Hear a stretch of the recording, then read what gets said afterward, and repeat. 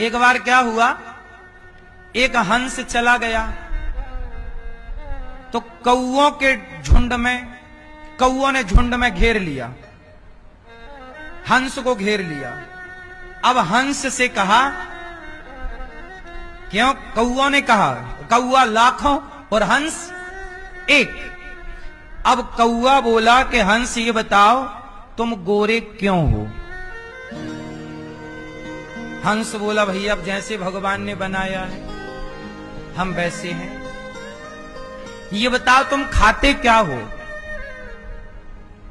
बोला मैं मोती चुगता हूं, मैं अच्छे जगह पर रहता हूं। हंस के साथ उसकी अर्धांगिनी भी थी, हंसनी। तो कौआ बोले कि ये हमारी पत्नी है।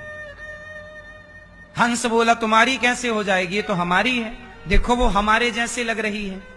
कौआ बोले नहीं, तुम्हारे जैसे लग ही नहीं रही है, वो तो हमारे जैसे कौई लग रही है, कौई है। हंस बोला नहीं नहीं ये हंस नहीं है। कौआ बोले नहीं। अब सारे कौआ कह रहे हैं कि ये हंसनी नहीं है। तो अब बताओ अकेले हंस की सुने कौन? तो उस सभा में कौन जीता और कौन हारा? कौआ जीत गए और हंस हार गया। कंस ये साबित ही नहीं कर, हंस ये साबित ही नहीं कर पाया कि ये हंसनी मेरी पत्नी है। साबित करे कैसे? साबित करे किसको जो मानने को तैयार नहीं है? तो आज ना भैया कौओं का बोलवाला है।